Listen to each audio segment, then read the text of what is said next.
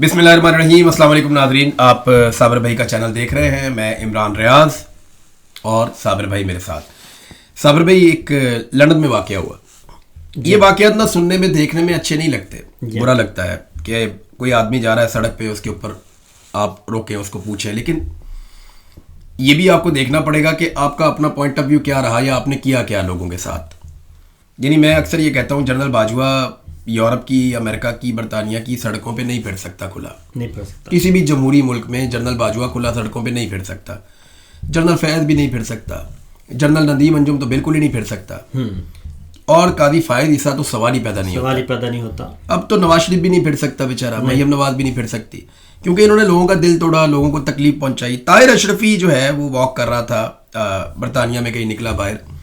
اب طاہر اشرفی نے کہہ دیا میری فیملی میرے ساتھ ہے, لیکن اس کا ثبوت ابھی تک کوئی, میں نے وہاں جرنلسٹ ہیں ان سے پوچھا تو انہوں نے کہا جی وہ ان کا پوائنٹ آف ویو ہے, ہم نے تو نہیں دیکھی.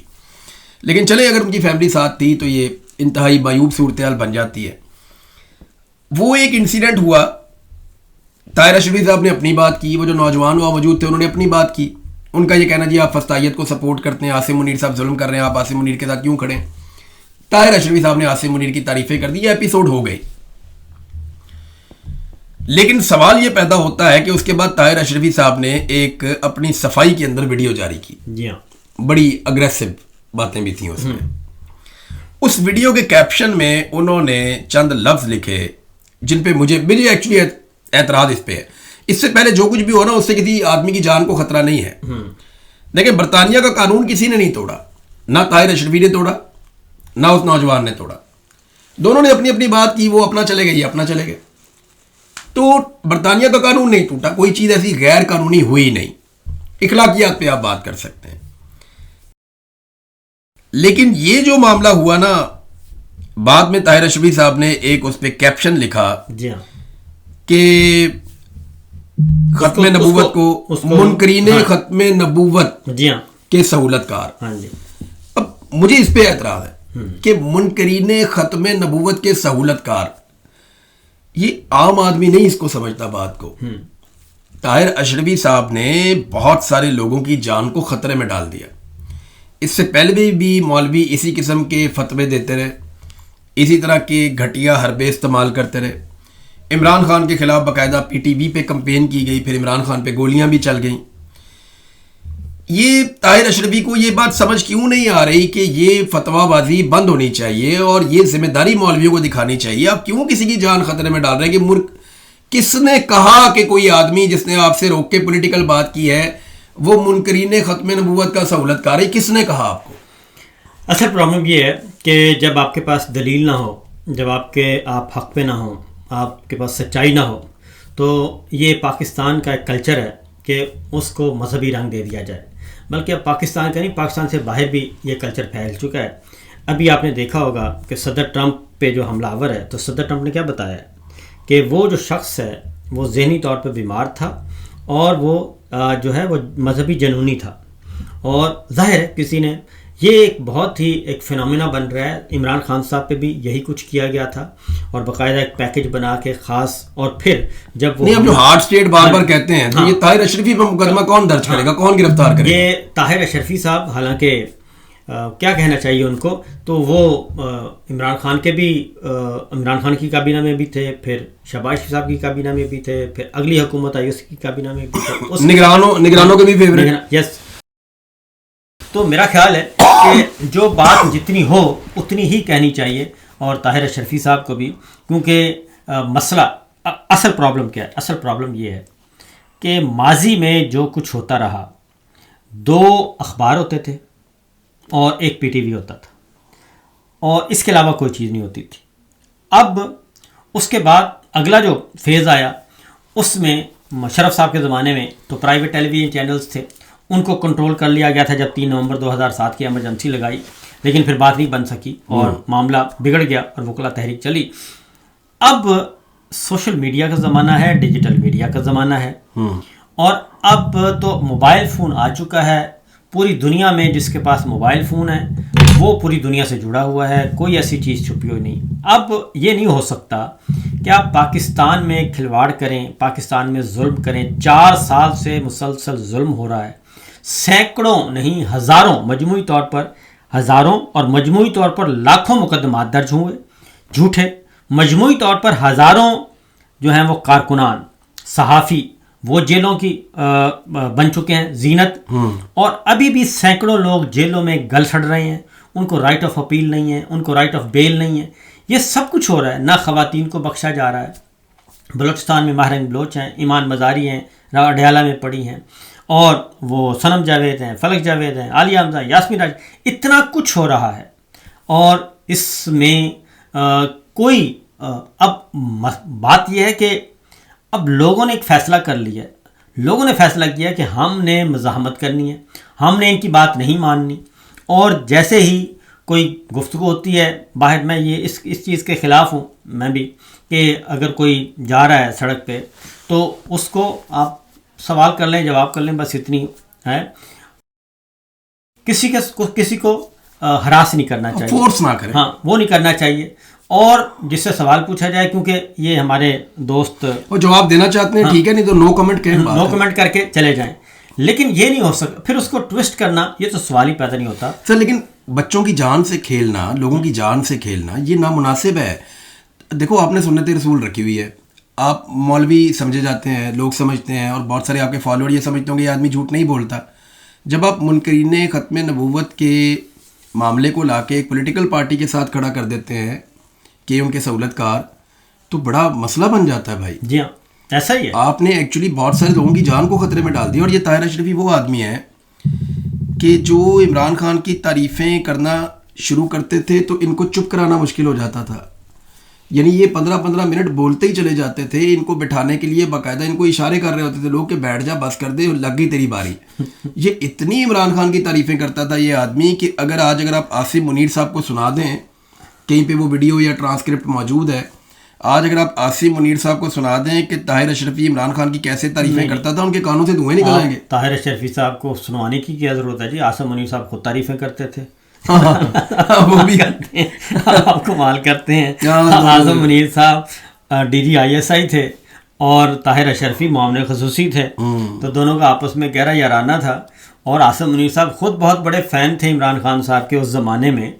اور فین تو ویسے وہ اب بھی ہوں گے, فین تو ابھی بھی ہیں یار کیا بات ہے بھائی, سب کچھ کر کے دیکھ لیا. ہاں, عاصم منیر صاحب فین ہیں عمران خان صاحب کے حقیقی طور پہ, کیونکہ اس وقت بھی. اور یہ عاصم منیر صاحب سے زیادہ بہتر کوئی نہیں جانتا عمران خان کو, میں آپ کو بتاؤں. اچھا, اور اسی لیے انہوں نے استثنا لیا. اس لیے اس کی وجہ کہ عاصم منیر صاحب, اگر وہ دیکھیں, یہ آپ دعویٰ اس لیے کر سکتے ہیں کہ ان کا استثنا والا جو ایپیسوڈ ہے نا, وہ کوئی اندر کی کہانی بتاتا ہے جو ہمیں اندر کی کہانی انہیں آئیڈیا ہے. دیکھیں وہ DGMI رہ چکے ہیں اور DGISI اور عمران خان صاحب کے زمانے میں رہ چکے ہیں, ٹھیک ہے. تو انہیں بالکل پتہ ہے جو انہوں نے کیا اس کی قیمت کیا ہے. اس کی قیمت کیا ہے, نمبر 1. نمبر 2, ان کو یہ بھی پتہ ہے کہ عمران خان کرپٹ نہیں ہے. ان کو یہ بھی پتہ ہے عمران خان کرپٹ نہیں ہے, عمران خان غلط نہیں ہے. یہ عاصم منیر صاحب سے بہتر اور کوئی. لیکن ضمیر کے اوپر کتنا بڑا بوجھ ہے کہ پورا ملک جو ہے وہ داؤ پہ لگا دیا, ملک کی معیشت داؤ پہ لگا دی, ملک کا امن و امان داؤ پہ لگا دیا, ملک کی سالمیت داؤ پہ لگا دی, پورا سوسائٹی کا فیبرک تباہ کر دیا, انسانی حقوق کی بدترین پامالیاں کر دیں, خواتین کی بدوائیں, بچوں کی بدوائیں, مسلمانوں کی بدوائیں, سارا کچھ کر کے ملک کو ٹکے کا فائدہ نہیں ہوا. اور اس آدمی کو یہ جانتے ہوئے جیل کے اندر بند رکھا کہ یہ آدمی کرپٹ نہیں ہے. بالکل. اور مفاد کیا رہا اس کے پیچھے, صرف اور صرف ایک کرسی اور کچھ بھی نہیں, ایک عہدہ. تو میں آپ کو حقیقت بتاؤں کہ اگر اسی لیے کہتے ہیں کہ اللہ تعالیٰ یہ کہتے ہیں نا یہ کہ عہدے کے پیچھے نہیں بھاگنا چاہیے. مینوپلیٹ کر کے کوئی چیز, جس کو خواہش ہو اس کو پھر عہدہ نہیں لینا چاہیے. کوئی چیز حاصل نہیں کرنی چاہیے. جب آپ مینوپلیٹ کر کے کوئی ادھر کی کوئی 100 مجبوریاں ادھر کی مانی 100 ادھر کی مانی, اس کے بعد تو یہ ممکن نہیں, پھر وہ کمپرومائزڈ قسم کی, پھر کمپرومائزڈ ہے. اور یہی وجہ ہے کہ عاصم منیر صاحب جو ہیں وہ مسلسل 4تھا سال ان کا چل رہا ہے. 4تھا سال ان کا ایک ہی ہے کہ ان کا ہدف کیا ہے.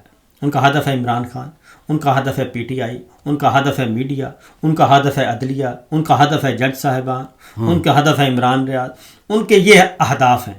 اور اس کو سزا دے دیں, اس کو سزا دے دیں, اس کو جیل میں ڈال دیں, اس کو پکڑ لیں. اور ان کا ہدف ایمان مزاری, ان کا ہدف ماہرنگ بلوچ, ان کا ہدف یہ سارے بچے جو ہیں چھوٹے چھوٹے, ابھی ایسے کئی بیچارے ہیں وہ جیلوں میں پڑے ہیں, ان کا نام بھی نہیں. یہ ان کے اہداف ہیں.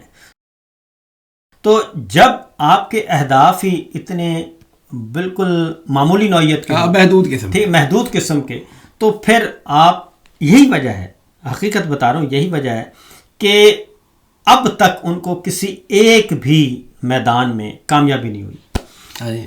ایک ہوا آپ یہ انڈیا کے ساتھ جو لڑائی ہوئی، نہیں وہ تو پاکستان جیتا ہے، پاکستان جیتا، ایئر فورس نے کیا. میں پھر بتا رہا ہوں، اگر فوج آرمی چیف عاصم منیر کی نہیں ہے، آرمی چیف وہاں پہ ملازم رکھے ہوئے ہیں جی کہ یار آپ نے یہ اتنے عرصے کے لیے چلانی ہے، وہ فوج تو پاکستان کی ہے، جیتا تو پاکستان ہے. ان کی ذاتی کامیابی کیا ہے؟ جو کام انہوں نے ذاتی نوعیت میں کیا، کوئی ایک کام بتائیں جہاں انہیں کامیابی ملی ہو. انہوں نے فیلڈ مارشل عمران خان کو توڑنے کی پوری کوشش کی، کامیابی ملی نہیں. اس کی پارٹی توڑنے کی کوشش کی، کامیابی ملی. اس کو غیر مقبول کرنے کی کوشش کی، کامیابی ملی. اس سے الیکشن کے میدان میں جیتنے کی کوشش کی، کامیابی ملی. اس کو بدنام کرنے کی کوشش کی، کامیابی ملی. کسی چیز میں آپ کو کامیابی نہیں مل رہی. حتیٰ کہ عمران خان کے لوگوں کو توڑنے کی کوشش کی، اس کے لوگ بھی نہیں ٹوٹ پا رہے، وہاں پہ بھی کامیابی نہیں ہوئی. 150 آدمی جیل میں ہے، 150 سے زیادہ. اعجاز چودھری صاحب کی کیا، اعجاز چودھری صاحب کو دیکھ لیں آپ کو پتہ ہے وہ پہلے ہی بہت بیمار تھے، انتہائی شریف آدمی. یہ 2014 میں اعجاز چودھری صاحب نے ایک پیدل مارچ کیا تھا. بالکل. میں نے کیونکہ اس پیدل مارچ کا ایک حصہ چھوٹا سا کور بھی کیا تھا، تو مجھے یاد ہے کہ یہ اس وقت بھی فٹ نہیں تھے. انہیں اس وقت بھی، آج سے 12-13 سال پہلے بھی ان کو پرابلمس تھے، میڈیکل ایشوز تھے.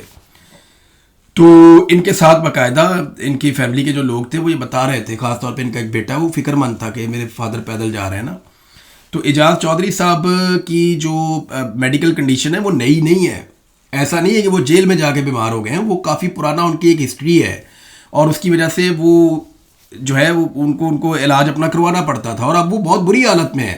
لیکن انہیں ترس ہی نہیں آتا، انہیں انسانیت کا، یعنی اعجاز چودھری نے ایسا کون سا جرم کر دیا کہ وہ آدمی، اس کے جسم کے آرگنز ضائع ہو رہے ہیں، ہاں جی، اور ان کی جان کو خطرہ ہے، یہ پھر بھی ان کو علاج دینے کے لیے تیار نہیں. ایسا کیا کر دیا؟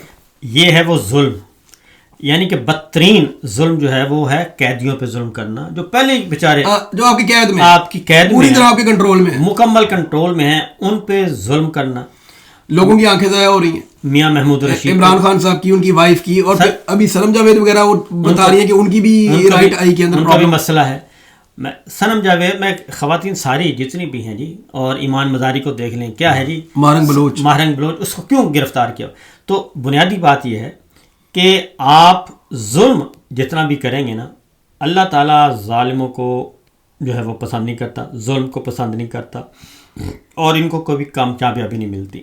تو اگر یہ اسی پیٹرن پہ، کیونکہ میں ایک اور بات بتاؤں، صبر بھی ایک چیز ہے، یہ چیز تو ہم کرتے رہتے ہیں. ایک بیانیہ نا آج کل ٹاؤٹس بنا رہے ہیں کہ جناب عمران خان نے کیونکہ ترکی کا ڈرامہ دیکھ لیا اس لیے جناب محمد بن سلمان ناراض ہو گیا.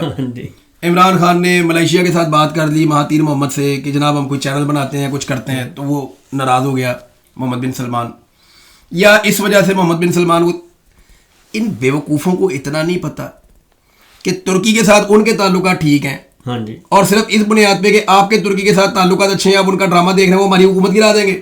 بالکل. یہ ہم اب پاگل ہیں، ہم روٹی کو چوچی کہتے ہیں. وہ باقی ملک جو وہاں پہ اکٹھے ہوئے ان میں سے کسی کی حکومت نہیں گرائی. سر اس کو سمجھیں آپ، جو ملک وہاں پہ اکٹھے ہوئے ان میں سے کسی کی حکومت نہیں گرائی، پاکستان کی گرا دی.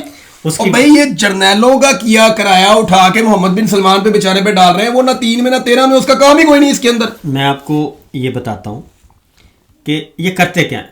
اس وقت کے جو باجوہ صاحب نے کیا کیا، باجوہ صاحب نے یہ کیا، ابھی بھی اس کے پیچھے ہے باقاعدہ نا یہ ٹارگیٹ. کچھ عرصہ پہلے باقاعدہ پی ٹی آئی کے لوگوں سے انہوں نے ڈونلڈ ٹرمپ کے خلاف نعرے لگوائے، اور انہوں نے امریکہ کے خلاف نعرے بازی کروا کے وہ باقاعدہ ثبوت کے طور پہ ویڈیو بنا کے جا کے وہاں پیش کیا کہ سرکار دیکھیں یہ لوگ آپ کے خلاف ہیں، یہ آپ کے خلاف ہیں. اب یہ کچھ دن کے بعد کیوں آ جاتا ہے بیان کے جی یہ محمد بن سلمان جو ہے وہ ان کی وجہ سے یہ ترغل دکھایا تو محمد بن سلمان، یہ اس لیے کہ پی ٹی آئی والے محمد بن سلمان کے خلاف کمپین شروع کر دیں. سر آپ کو پتا ہے جو ارطغرل ڈرامہ ہے یہ عربی میں اس کی ٹرانسلیشن ہے. بالکل ہے، ان ڈراموں کی عربی میں بھی ٹرانسلیشن ہے، اور یہ سارے گلف کے اندر ان ممالک کے اندر مقبول ترین ڈرامے ہیں. جی ہاں، ان کے اپنے شہری دیکھتے ہیں، وہاں انہوں نے نہیں روکا، پاکستان میں ان کو کیا پنگا پڑ گیا. یہ نا لوگ بیوقوف ہیں، یہ عمران خان میں کیڑا نکالنے کے لیے نا کچھ نہ کچھ بیوقوف لوگ، انہیں عقل ہی نہیں ہے. انہیں سمجھ ہی نہیں ہے بھئی آپ نے اس کو کاؤنٹر کرنا ہے تو دلیل کے ساتھ کریں, دلیل کے ساتھ. کسی ایسی چیز کے اوپر آپ. ہاں جب کوئی یہ کہتے ہیں کہ عثمان بزدار سے بہتر وزیر اعلیٰ ہونا چاہیے تھا, بالکل ٹھیک ہے بات, آپ یہ بات کر سکتے ہیں. عمران خان کی معیشت کے اندر فلانی پالیسی اچھی نہیں تھی, اگر آپ نشاندہی کرنے میں کامیاب ہو جائیں بڑی اچھی بات ہے, آپ کر سکتے ہیں. ہاں عمران خان نے فوج کے ساتھ تعلقات کو ایک حد سے بڑھا دیا تھا, نہیں کرنا چاہیے تھا, یا جنرل باجوہ جو ایکسٹینشن عمران خان نے دیا وہ نہیں دینا چاہیے تھا, یہ بڑی جائز تنقید ہے. لیکن یار یہ کیا تنقید ہے کہ جناب عمران خان نے یہ کیوں کیا, وہ ایسے کیوں چلا, اس نے پشوری چپل کیوں پہنی, وہ شلوار قمیض کیوں پہنتا تھا, وہ بات کرتے ہوئے ایسے کیوں کرتا تھا, اس کی باڈی لینگویج ایسی کیوں تھی, اس نے فلانا ڈرامہ کیوں دیکھ لیا, یہ والا قوم کیوں دکھا لیا, فلانا دورہ اس نے کیوں اناؤنس کر دیا. وہ بھیا ہم آزاد ملک ہیں. اصل پرابلم ان کو ارطغرل سے نہیں ہے, وہ عمران خان سے نہیں ہے, وہ یہ کہ ارطغرل آیا اس کے بعد وہ اسلامک ہسٹری سے نا لوگ واقف ہو گئے, اور وہ ایک جاندار کریکٹر نا ارطغرل, اس کے آپ ڈائلاگ سنیں وہ سارے کے سارے. اس کے بعد سلطنت عثمانیہ کا سلطان حمید الدین وہ آ گیا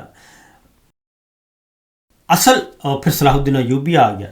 مقصد یہ تھا کہ انہوں نے ایوبی کرد تھا, ہاں جی ایوبی کرد تھا. اور بھئی سعودی عرب کہاں سے, سعودی عرب خود کہاں سے بنا ہے, سلطنت عثمانیہ سے نکلا ہے نا جی. اس وقت ان کو یہ زمین دی گئی, یہ ملک ملا.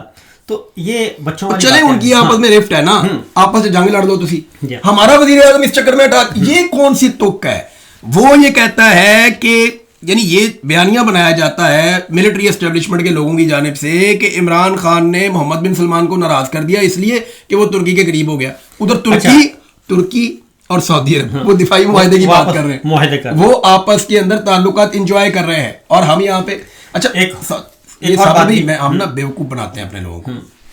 آپ کو پتا ہے کہ اسرائیل کے خلاف سب سے زیادہ سٹیٹمنٹس آج کی تاریخ میں کون سا ملک دے رہا ہے؟ ترکی. نیتن یاہو کو سب سے زیادہ ٹارگٹ آج کی تاریخ میں کون سا ملک کر رہا ہے؟ ترکی. سب سے زیادہ سٹیٹمنٹ ترکی کا وزیر خارجہ اور ترکی کا صدر طیب اردگان یہ لوگ دیتے ہیں. جی آپ کو پتا ہے ترکی کے بغیر اسرائیل کی جو پیٹرولیم کی ضروریات ہیں وہ پوری نہیں ہو سکتی. جتنا بھی اسرائیل کو انرجی کا وہ چاہیے, اس کو فیول چاہیے, اس کو گیس چاہیے, وہ کہاں سے جا رہی ہے پتہ کو؟ وہ آذربائیجان سے اور قزاقستان سے آتی ہے, ترکی میں سے گزرتی ہے, اسرائیل کو ملتی ہے. یہ تینوں ملک پیسہ بنا رہے ہیں. مجھے آپ یہ بتائیں کہ اگر تو یہ لڑائی ایسے ہی ہے, وہ بھئی یہ فورن پالیسی ہے, ادھر بھی چلنا پڑتا ہے, ادھر بھی چلنا پڑتا ہے. طیب اردگان روزانہ کی بنیاد پہ نیتن یاہو کو گالی دیتا ہے, طیب اردگان کے لوگ خوش ہو گئے. روزانہ کی بنیاد پہ نیتن یاہو طیب اردگان کو گالی دیتا ہے, نیتن یاہو کے لوگ خوش ہو گئے, اور دونوں اپنا اپنا کاروبار بھی کر رہے ہیں. تو صبر بھائی یہ ہے, یعنی محمد بن سلمان کے بعد آپ جائیں گے, آپ کہیں گے آپ کے اسلامی بھائی ہیں, وہ کہیں گے جی بتاؤ ہمارے لیے کیا کر سکتے ہو, ہاں جی, یا ہم تمہارے لیے کیا کر سکتے ہیں. ایسا ہی ہے, آؤ کاروبار کرتے ہیں, بات کرتے ہیں. چلیں, آپ نے ان سے پیسے لیے, اس کے بدلے میں آپ نے کیا کیا؟ آپ نے وہاں فوج بھیجی, آپ نے وہاں ہتھیار بھیجے, اور اس کی پارلیمنٹ سے اپروول نہیں لی گئی. بالکل, یہ بھی ہمیں یاد رکھنا پڑے گا کہ یہ فیصلہ عاصم منیر صاحب کا ذاتی فیصلہ ہے جو انہوں نے شہباز شریف کے ذریعے سے کروا لیا جیسے بھی کر کے. سر اسی لیے کہتا ہوں کہ یہ جو chairman joint chief of staff committee, joint staff headquarter, یہ پورے کا پورا ہیڈ کوارٹر ڈیمالش کیا 27ویں غیرانی ترمیم کے نتیجے میں, اور CDF بن گئے. تو یہ پہلے سے ایک چیزیں طے شدہ تھیں اور یہ اہداف مقرر تھے, اس لیے انہوں نے یہ ساری ٹوپیاں اپنے سر لے لیں. اب ایک اور غداروں میں اضافہ ہو گیا. اچھا, پہلے تو ہم تھے نا صرف, اب مطیع اللہ جان صاحب بھی, ہاں ان کی نوکری چلی گئی, ان کی نوکری چلی گئی. یہ پاکستان میں روزانہ کی روٹین ہے, کوئی نہ کوئی صحافی ہمارا جو ہے وہ بے روزگار ہوتا رہتا ہے. مطیع اللہ جان صاحب کی بھی اب نوکری چلی گئی ہے, انتہائی افسوسناک ہے. یہ اب کا تھوڑی ہے صابر بھائی, ہر دور میں ہوتا ہے. اور عمران خان کے دور میں بھی لوگوں کی نوکریاں جا رہی تھیں, آج کے دور میں بھی جا رہی ہیں. صحافی زیر عتاب رہتے ہی ہیں پاکستان کے اندر, یہ سب سے رسکی جاب ہے. لیکن میں ایک بات ہمیں ماننی پڑے گی کہ بہت جمہوری دور تھا اس دور کی نسبت عمران خان کا دور, بہت زیادہ. مطیع اللہ جان صاحب جب اٹھائے گئے تھے تو عمران خان نے ذاتی طور پہ اس میں دلچسپی لی تھی, میں جانتا ہوں سر, کیبنٹ میٹنگ میں, اور فوری طور پہ 5 گھنٹے میں ان کو بازیاب کروایا گیا تھا. میں اٹھایا گیا تھا تو کیبنٹ بھی موجود تھی, وزیر اعظم بھی موجود تھا, سارا سسٹم موجود تھا. 5 مہینے تک میرے بارے میں کسی کو پتہ ہی نہیں تھا. تو عمران خان میں اور ان میں اتنا تو فرق ہے کہ ایک طرف 5 گھنٹے اور ایک طرف 5 مہینے. دوسرا, عمران خان نے یہ نہیں کیا میڈیا کے ساتھ جو انہوں نے کر چھوڑا, جس قسم کا ظلم اور جبر انہوں نے کر دیا, یعنی اس کی کوئی کمپیریزن بنتا ہی نہیں ہے. سر عمران خان کے زمانے میں کیا کسی صحافی کو ننگا کیا گیا, ننگا کر کے مارا گیا؟ کیا جبری طور پہ گمشدگیاں, کیا جبری گمشدگی ہوئی؟ نمبر 1. عمران خان صاحب کے زمانے میں کیا کسی سیاستدان کو, کسی سیاسی ورکر کو ننگا کر کے مارا گیا؟ اور کیا جبری طور پہ گمشدہ کر کے ایم این اے اور ایم پی ایس سے اور سینیٹر سے قانون سازیاں کروائی گئیں؟ کوئی ایک مثال ہے؟ کیا نواز شریف کاغذات نامزدگی چھیننے کا کوئی قصہ؟ کیا نواز شریف صاحب کو, یہ کہتے ہیں نا اصل میں ڈاکٹر شہباز گل پہ بہت زیادہ, سر روزانہ کی 22 ملاقاتیں, ہاں جی, ڈاکٹر شہباز گل پہ بہت زیادہ ہوتا ہے کہ جی وہ, ہمیں بھی اعتراض ہے کہ وہ ذرا تھوڑا سا اپنی لب و لہجہ ان کو ٹھیک رکھنا چاہیے, لیکن کیا ڈاکٹر شہباز گل کی طرح کیا نواز شریف صاحب کو بھی اسی طرح ان کی بھی پٹائی کی گئی؟ کیا شہباز شریف صاحب کی پٹائی کی گئی؟ کیا خواجہ آصف کی پٹائی کی گئی؟ حمزہ شہباز ایسے پولیس والے کو انگلی کر کے پیچھے بھگا دیتا تھا. حمزہ شہباز کی پٹائی کی گئی. مریم نواز کو نیچے سے قلم اٹھا کے دیے جاتے تھے اور وہ یعنی سلوٹ کرتے تھے پولیس افسر سلوٹ کرتے تھے جب وہ نیب زدگان تھے اس وقت بھی, اور ایئرپورٹ پہ بھی یہ سارا کچھ کیا جاتا تھا. تو اگر اس کا عشر عشیر بھی ان کے ساتھ کیا جاتا تو ان کے تو حشر نشر ہو جانے تھے. اور نواز شریف کی روز کی ملاقاتیں کتنی تھی پتہ آپ کو؟ سر بے شمار, لا تعداد. صابر بھائی, نواز شریف کی جو ڈیٹینشن کا ٹائم تھا نا جیل کے اندر, ان کی ٹوٹل ملاقاتوں کو ہم نے ڈیوائیڈ کیا تھا ان کے دنوں پہ. 22 ملاقاتیں روز کی نکلی, روز کی ملاقات 21 اشاریہ کچھ نکلی تھی, تو 22 کے قریب پہنچی, کیونکہ 21.5 سے اوپر تھی تو ہم نے اس کو 22 کہہ دیا تھا اس وقت. اور ان کے کھانے کا کیا پروسیجر تھا, میں نے شہباز شریف کا دیکھا ہوا ہے, نواز شریف کا نہیں دیکھا ہوا, اور شہباز شریف کا اپنے ہاتھ سے لکھا ہوا دیکھا ہوا. صبح ناشتے کے وقت شہباز شریف لکھ کر دیتے تھے کہ دوپہر کے کھانے میں وہ کیا کھائیں گے, ایسا ہی ہے. اور دوپہر کا کھانا جب آتا تھا تو شہباز شریف صاحب کی طرف سے لکھی ہوئی پرچی دی جاتی تھی کہ رات کو وہ کیا کھائیں گے, سر اور رات کو وہ لکھ کر دیتے تھے کہ صبح میں کیا کھاؤں گا. سر یہ ایک دن بھی کال کوٹھڑی میں نہیں رہے, ایک دن بھی, بالکل نہیں. یہ وی وی آئی پی قسم کی جگہوں پہ رہے, اندر وی وی آئی پی جگہ ہے, بیڈ لگے ہوئے ہیں, باتھ روم ہے, ڈرائنگ روم ہے, اٹیچ باتھ ہے, سب کچھ وی وی آئی پی. تو اس لیے یہ کہنا, کتابیں ان کو میسر تھیں بے شمار, ٹی وی ان کو میسر تھے, فون ان کو میسر تھے, ہر وقت یہ ٹیلی فون پہ باتیں کرتے تھے, اور ملاقاتیں بے حساب. نواز شریف صاحب کا جیل میں میلہ لگتا تھا, میلہ, ایسا ہی.